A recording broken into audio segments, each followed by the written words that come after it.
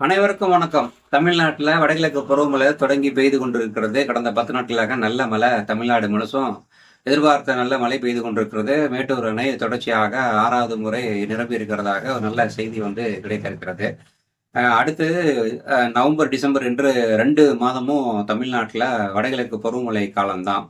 அப்படி இப்படிப்பட்ட ஒரு சூழ்நிலையில தான் பீகார்ல கடந்த ஒரு 2 மாதங்களுக்கு முன்பு அங்கு கடுமையான மழை பெய்து கொண்டிருந்த சூழ்நிலை மக்கள் தங்கள் பாதுகாப்புக்காக, வாழ்வாதாரத்துக்காக, குடியிருப்புகள்ல தங்க முடியாம பல்வேறு இடங்கள்ல புகலிடம் தேடி இருந்த ஒரு நெருக்கடியான நிலைமையில தான் தேர்தல் ஆணையமானது சிறப்பு வாக்காளர் திருத்தங்கள் அடிப்படையில அந்த ஸ்பெஷல் இன்டென்சிவ் ரிவிஷன் என்கின்ற பெயர்ல 65 லட்சம் மக்களுக்கு போதுமான ஆதாரங்கள் இல்லை. அதாவது அவர்கள் வகுத்தளித்த 11 ஆதாரங்கள்ல ஒன்று கூட அவர்கள் சமர்ப்பிக்கவில்லை என்ற பெயர்ல அவர்கள் தகுதி நீக்கம் செய்யப்பட்டதோடு மட்டுமல்லாம போலி வாக்காளர்களாக பல லட்சம் வாக்காளர்கள சேர்த்ததாகவும் நமக்கு பகீர் என்று ஒரு தகவல் நமக்கு கிடைத்தது. அப்படிப்பட்ட புதிதாக சேர்க்கப்பட்டவர்களுக்கு பெயர் கிடையாது.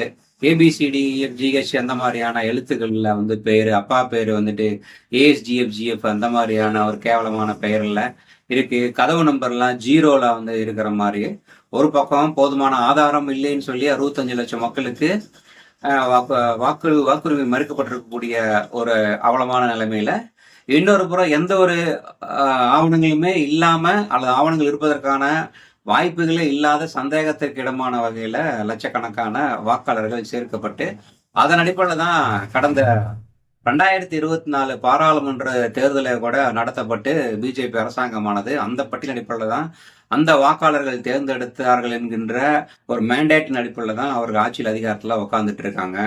அப்பொழுதும் மக்கள் அங்கே மழை காலத்துல சிரமப்பட்டாங்க. இங்கேயும் இப்பொழுது மழை காலத்துல மக்கள் சென்னை போன்ற பெருநகரங்கள்ல, மதுரை போன்ற நகரங்கள்ல அடுத்தடுத்து பெய்யக்கூடிய மழை புயல்கள் காரணத்தினால மக்கள் கடலூர் இந்த மாதிரியான பல குறிப்பிடத்தக்க பகுதிகளில் அரசாங்கமும் கவனம் செலுத்த வேண்டியது இருக்கும். கட்சிகளும் அந்த பகுதியில் தங்களுடைய கேடர்களை இறக்கி அவர்கள் மீட்பு பணி செய்ய வேண்டியது இருக்கும். பொதுமக்களும் தங்களுடைய உடைமைகளை பாதுகாக்கிறதுக்கு அலைமோத வேண்டிய ஒரு நிலைமை இருக்கும். இப்படிப்பட்ட ஒரு நிலைமையில தான் இங்கேயும் தமிழ்நாட்டிலையும் ஒரு இன்டென்சிவ் ரிவிஷனை SIR நடத்தணுங்கிற அடிப்படையில் நேற்றைக்கு தலைமை தேர்தல் ஆணையமானது அந்தந்த மாநில தேர்தல் ஆணையர்கள் அனைவரும் பங்கேற்கக்கூடிய ஒரு கூட்டத்தை நடத்தி முடித்திருக்கிறது. அதன் அடிப்படையில் இந்த மாதமோ அல்லது அடுத்த மாதமோ அதற்கான ஒரு தொடக்கம் இருக்கும் என்பது தெரிகிறது. மேற்கு வங்கத்தில் இப்ப அங்க பெரிய கலைபுரம் ஆயிட்டு இருக்கு. கிட்டத்தட்ட 3 கோடி வாக்காளர், அதாவது 87க்கு பிறகு வாக்காளர்களாக தங்களை பதிவு செய்து கொண்டுள்ள அத்தனை பேருமே இப்பொழுது வாக்களிப்பதற்கு தகுதி இல்லாதவர்கள். அவர்களுக்கு வீடு வீடாக விண்ணப்பம் வழங்கப்படும் என்றும் அந்த விண்ணப்பத்தை அவர்கள் பூர்த்தி செய்து அவர்கள் கேட்கின்ற அந்த 11 ஆவணங்களை இணைத்து அளித்தால் மட்டுமே, அதுவும் கூட முறையாக சரியாக அக்கறையோடு அவர்களுடைய பெயர்கள் என்ரோல் பண்ணப்பட்டால் மட்டுமே அடுத்து அவர்களுடைய வாக்காளர் பட்டியலில் பெயர் வரும், வாக்களிக்க முடியுங்கிற மாதிரி ஒரு நிலைமையில அங்க பதட்டம் ஆயிட்டு இருக்கு. வாக்காளர்களும் சரி, அரசியல் கட்சிகளும் சரி, குறிப்பா எதிர்கட்சிகள் மிகப்பெரிய அச்சுறுத்தலுக்கோ ஆளாகி கொண்டிருக்கிறது. 1000 புத்திசாலிகளோட உரையாடி அல்லது விவாதித்து போராடி வென்றுவிட முடியும்.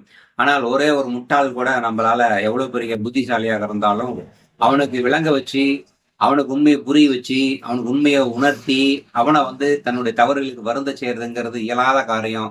அது பாறையோட முட்டிக்கிறதுக்கு சமம் என்று பல்வேறு அறிஞர்கள் சொல்லியிருக்கிறாங்க. அந்த அடிப்படையில் தான் தேர்தல் ஆணையம் எவ்வளவு இழிவுகளை சந்தித்தாலும் அவங்களுடைய தலைமை தேர்தல் ஆணையராக அவருடைய சதி திட்டங்களை அம்பலப்படுத்தினாலும் அதற்கு கொஞ்சம் கூட அவர்கள் வெக்கம், மானம், சூடு சுரணம் இல்லாமல் காரணமற்ற காரணங்கள் எல்லாம் சொல்லி, லாஜிக் இல்லாத காரணம் எல்லாம் சொல்லி மக்களுக்கு வெளிப்படையாக இவர் சமாளிக்கிறது தான் செய்யறாரே தவிர உண்மை இல்லை, இவருடைய பதில் இல்லை அப்படிங்கிறத பத்தி வெளிப்படையாக தெரிந்தாலும் சரி, ஊடகங்கள் மூலம் இதை பத்தி பார்வையாளர்கள், அரசியல் பார்வையாளர்களும் மற்றும் அறிவுஜீவிகளும் காரி துப்பினாலும் கூட அதை பற்றிலாம் கொஞ்சம் கூட பொருட்படுத்தாம அந்த ஃபார்முலாவை, பீகார் ஃபார்முலாவை ஏற்கனவே அது மகாராஷ்டிராவில் அமல்படுத்தப்பட்டிருப்பதாகவும் மத்திய பிரதேசலையும் அப்படிப்பட்ட SIR அடிப்படையில் தான் அங்கே தேர்தல் நடந்து அங்கே பிஜேபி அரசாங்கமானது அமைந்திருக்கிறது, மாநில அரசாங்கம். அங்கே தான் இது போல ஒன்றிய அரசாங்கத்திற்கான எம்பிகள் இந்த மாதிரியான எஸ்ஐஆர் போலி எஸ்ஐஆர் திருத்தத்தின் மூலம் சேர்க்கப்பட்ட பட்டியலில் இருக்கக்கூடிய போலி வாக்காளர்கள் மூலம் தேர்ந்தெடுக்கப்பட்டிருக்கிறாங்க. அதெல்லாம் மேண்டேட் இல்லாத ஒரு அரசாங்கம் அப்படிங்கிறதெல்லாம் நமக்கு நல்லாவே தெரியுது. இருந்தும் கூட அவர்கள் பின்வாங்கிறதுக்கு தயார் இல்லை. இன்னைக்கு தமிழ்நாடு மட்டுமல்ல, ஒட்டுமொத்த இந்தியாவுமே 2 குஜராத்திகளுக்கு அடிமையா இருக்கு. குஜராத் மாநிலத்திற்கு ஒட்டுமொத்த இந்தியாவும் காலனிய நாடாக இன்றைக்கு மாறி இருக்கிறது. ஒரு காலத்துல முகலாயர்கள் வந்தார்கள், லோடி வம்சம் வந்து இந்த நாட்டை ஆண்டுச்சு, கில்ஜி வம்சம் ஆண்டுச்சு, எவ்வளவோ வெளிநாட்டுல இருந்து படையெடுப்புகள் வந்தது. அதுக்கு கீழே அடிமைப்பட்டு நம்ம கிடந்தோம். வெள்ளையர்களுக்கு கடைசியாக அடிமைப்பட்டு போராடி இந்த நாட்டை மீட்டு விட்டதாக நினைத்தோம். அப்ப இந்த இந்தியாவுக்குள்ளேயே ஒரு ஏகாதிபத்தியம் உருவாகி இருக்கிறது. அந்த ஏகாதிபத்தியம் குஜராத் ஏகாதிபத்தியம்.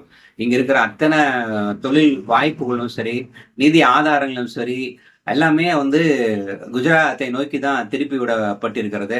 ஆனா தேர்தல் ஆணையத்துல, நீதித்துறையில, ஊடகங்கள்ல எல்லாமே இன்னைக்கு குஜராத் ஏகாதிபத்தியம் வந்து கை ஓங்கி இருக்கிறது.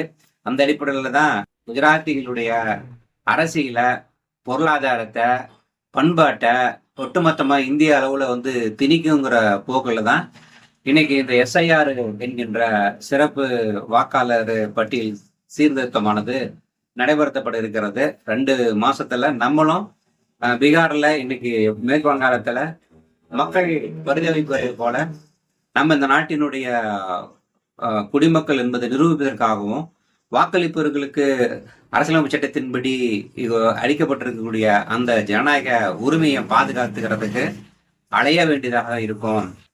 இப்படி தொடர்ச்சியாக பல்வேறு திட்டங்கள் என்ற பெயர்ல, சீர்திருத்தங்கள் என்ற பெயர்ல மக்களை தொடர்ச்சியாக அலைய விடுவதும், ஒரு பதட்டத்துல வைப்பதும் ஒரு பாசிஸ்டுகளுக்கு, சர்வாதிகாரிகளுக்கு அவசியமானதா இருக்கு. ஏன்னா மக்கள் தெளிவாக இருந்தா, சாவகாசமாக இருந்தா, சிந்திக்கிறதுக்கான வாய்ப்பு அவர்களுக்கு, ஓய்வு அவர்களுக்கு வழங்கப்பட்டிருந்தா, அவர்களுக்கான அந்த பொருளாதாரம் மற்றும் கலை பண்பாட்டுக்கான ஒரு ஸ்பேஸ் வெளி இருந்ததுன்னா அவர்கள் சிந்திக்க தொடங்கி விடுவார்கள், கேள்வி கேட்க தொடங்கி விடுவாங்க.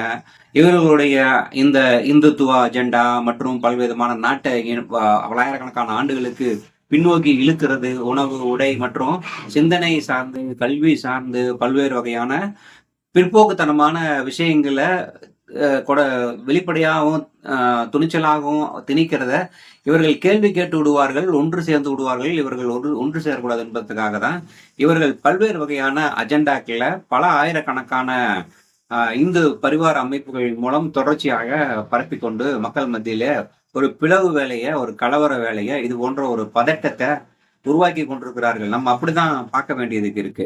ஏன்னா இது ஒரு கான்ஸ்டியூஷனல் பாடி, தேர்தல் ஆணையம், நீதிமன்றம் அல்லது ஊடகங்கள் அப்படிங்கறதெல்லாம் தாண்டி இன்னைக்கு எல்லா இடத்துலயும் வந்து அவர்களுடைய ஆட்களை உச்ச நிலைமையில வச்சிருக்கிறது மட்டும் இல்லாம கடைக்கோடி வரைக்கும் அந்த சித்தாந்தத்தை தாங்கி மண்டையில சுமந்திருக்கக்கூடியவர்கள வந்து திணிக்கிறதுக்கான அத்தனை வேலையும் அவங்க செஞ்சு முடிச்சிட்டாங்க அப்படிங்கறதுதான் நம்ம வந்து கிட்டத்தட்ட தமிழ்நாட்டை தாண்டிட்டோம்னா அந்த சிந்தனை போக்கு, அரசியல் கட்சிகளுடைய வந்து நிலைப்பாடுகள் எல்லாம் நமக்கு வந்து தெளிவாகவே தெரிகிறது. கடுமையாக எதிர்க்கின்ற கம்யூனிஸ்ட் கட்சியும் கூட இன்னைக்கு கேரளாவில் இன்றைக்கு ஒரு அறிவிப்பு வந்திருக்கிறது. பிரதமர் ஸ்ரீ திட்டத்தை அவர்கள் ஏற்றுக்கொண்டு விட்டார்கள். பிரதமர் ஸ்ரீ திட்டத்துல வடமொழிக்கு, இந்திக்கு அல்லது இந்த மூன்றாம் வகுப்புல ஒரு தேர்வு, 6ஆம் வகுப்பு 5ஆம் வகுப்புல ஒரு தேர்வு, 10ஆம் வகுப்புல 8ஆம் வகுப்புல தேர்வு, இது மாதிரிலாம் சொல்றாங்க, பொது தேர்வு. அதையெல்லாம் வந்து தேசிய கல்விக் குழுவினுடைய ஒரு வடிவமாக, அங்கமாக, ஒரு சின்ன ஒரு கேப்சூலாக அத்தனை விஷயத்தையும் உள்ளடக்கியதான் அந்த பிரதமர் ஸ்ரீ திட்டம். அதில் வந்து வேற வழியே இல்லாம நிதி நிறைய 1500 கோடி ரூபாய்க்கு மேல மாநில அரசாங்கத்திற்கு வர வேண்டியது இருக்குது. அந்த திட்டத்தை ஏற்றுக்கொண்டால் மட்டும்தான் அந்த நிதியை பெற முடியும். எங்க மாநிலத்துல கல்வி, ஆரம்ப கல்வியை வந்து சிறப்பாக செய்ய முடியும், வேற வழி இல்லைன்னு அடிப்படையில் ஏற்றுக்கொள்வதாக ஒரு கம்யூனிஸ்ட் அரசாங்கமே வந்து சொல்லும் பொழுது, வேற மற்ற மாநிலத்தில் இருக்கக்கூடிய முதலாளித்துவ கட்சிகள் எந்த ஒரு தத்துவாரத்தை பின்புலம் இல்லாம, சித்தாந்த திடம் இல்லாம, வெறும் அரசியல் அதிகாரத்துல மட்டும் இருக்கணும்னு நினைக்கக்கூடிய அந்த குழுக்கள் எல்லாம், அந்த கட்சிகள் என்ன பண்ணுவாங்க, வேற வழி இல்லாம அவங்களுடைய அத்தனை அதிகாரத்துவ போக்குகளுக்கும், இந்துத்துவ அஜெண்டாக்களுக்கும் அவர்கள் உட்பட்டு தான் போறாங்க. அது போன்ற ஒரு விஷயத்த தமிழ்நாட்டிலையும் அவர்கள் கொண்டு வரணும்னு சொல்லிட்டு தொடர்ச்சியாக முயற்சி பண்ணிட்டு இருக்காங்க. இந்த நிமிடம் வரைக்கும் தமிழ்நாடு அதை எதிர்கொண்டிருக்கிறது. எவ்வளவு காலம் அது நீடிக்கும்ங்கிறது தெரியல. ஒட்டுமொத்தமா இந்தியாவுக்கே வந்து இந்த பிஜேபி கட்சியும் அதனுடைய தலைமையும் வந்து மிகப்பெரிய ஒரு எதிரிகள் என்பது தான் நம்ம இந்த போக்குகள் எல்லாமே காட்டுது. இதை நம்ம தொடர்ச்சியாக விழிப்போட, உன்னிப்போட கவனிக்கிறதும், அவதானிக்கிறதும், எதிர்க்கிறதும் தான் இங்க நமக்கான இப்போது இருக்கக்கூடிய ஒரே வாய்ப்பு. அதை நம்ம தொடர்ந்து செய்யணும். நம்ம அடுத்த பல விஷயங்களை ஒட்டி மீண்டும் பேசுவோம். நன்றி, வணக்கம்.